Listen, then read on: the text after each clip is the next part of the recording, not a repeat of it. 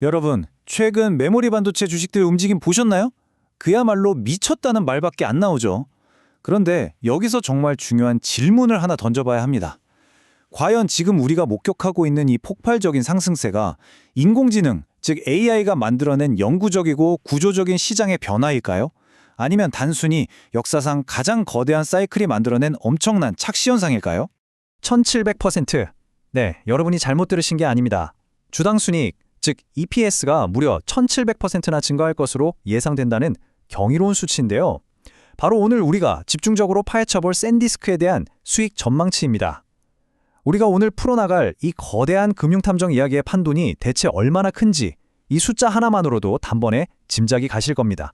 이번 핵심 분석에 오신 것을 환영합니다.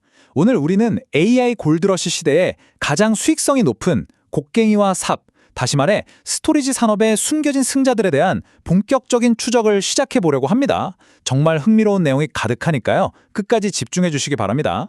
자, 첫 번째 파트입니다. AI 스토리지 주색붐. 지금 시장에서 무슨 일이 벌어지고 있는지부터 확인해보죠.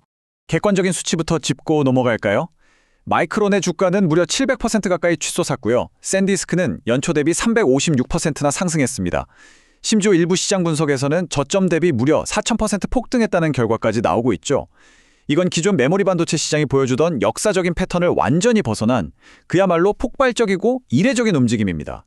그런데 여기서 진짜 흥미로운 관점 포인트는 이 주식들을 대체 누가 꽉 쥐고 있느냐입니다. 주가가 출렁일 때 일반 투자자들은 패닉에 빠져 던지기도 했지만 스마트머니는 완전히 달랐거든요. 현재 무려 820개가 넘는 기관 투자자들이 샌디스크 유통 물량의 82%를 싹쓸이해서 장악하고 있습니다. 주가가 밑으로 쉽게 빠지지 않도록 아주 강력하고 구조적인 바닥을 스스로 만들어버린 셈이죠. 두 번째 파트, 낸드 부족 사태입니다. 대체 이런 천문학적인 주가 상승을 뒷받침하는 물리적인 원인이 무엇인지 파헤쳐 보겠습니다.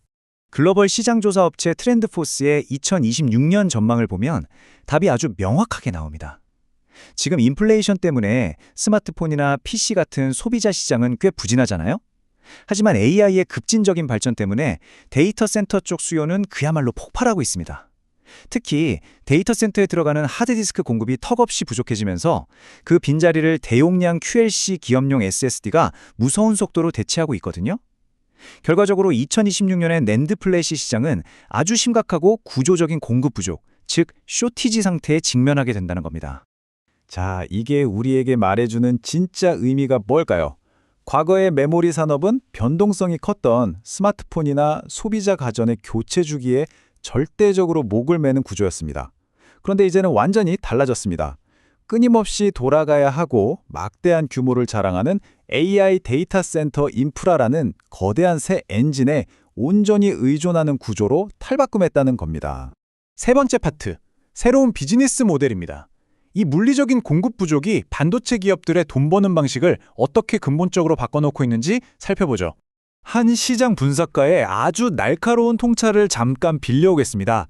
거대 클라우드 기업들과 맺은 장기 계약 규모가 무려 420억 달러에 달합니다. 이 엄청난 규모의 계약 덕분에 낸드 산업이 호황과 불황을 널뛰게 하듯 반복하던 그 지긋지긋한 사이클에서 마침내 벗어나 탈사이클화 되었다는 평가가 나오고 있습니다.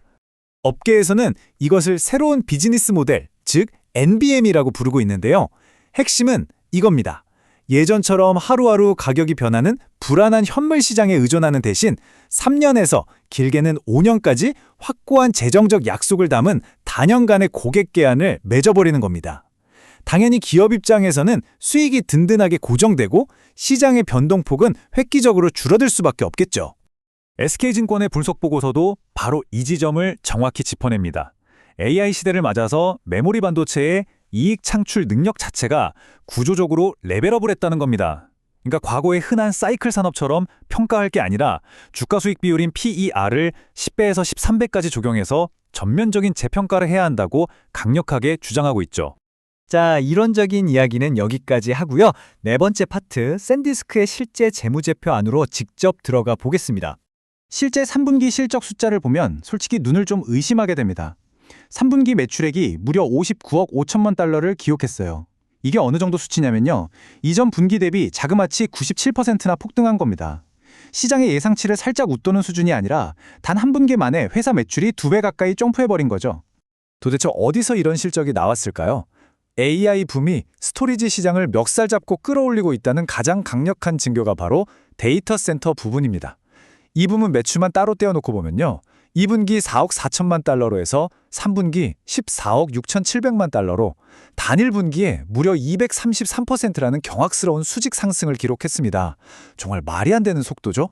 이 엄청난 실적을 바탕으로 샌디스크의 CEO 데이비드 갤러는 아주 여유롭게 쐐기를 박습니다. 무부채 대차 대조표와 함께 우리는 장기적인 가치 창출을 제공할 확고한 위치에 있다라고요. 빚이 완전히 0인 상태에서 앞으로 수년간 이어질 성장의 독식을 준비하고 있다는 재무적 요새화에 대한 엄청난 자신감의 표현입니다. 마지막 5번째 파트입니다. 밸류에이션의 질문. 객관적인 재무 모델들은 이 섹터의 미래를 과연 어떻게 평가하고 있을까요? 금융정보분석기관 잭스의 선행수행 예측 수치를 보면 성장 스케일의 차원이 다릅니다. 샌디스크의 주당 순이익을 보면 2026년 53.39달러에서 2027년에는 139.60달러로 천정부지로 치솟을 것으로 내다보고 있습니다. 마이크론 역시 600%의 EPS 급등이 예상되죠. 앞으로 다가올 재무적 성장의 파도가 얼마나 압도적인지 너무나 명확히 보여주는 데이터입니다. 심지어 일부 애널리스트들이 내놓은 현금 흐름 할인, 즉 DCF 모델 분석 결과는 입이 떡 벌어질 정도입니다. 2026년 이후까지 지속될 심각한 낸드 공급 부족을 근거로 산출해보니 샌디스크의 내재 가치가 주당 거의 2,000달러에 육박하는 1,994달러로 계상되기도 했습니다. 자, 객관적인 실적 데이터부터 애널리스트들의 재무 모델까지 모두 확인하셨습니다. 이제 여러분 스스로 결론을 내리실 차례입니다.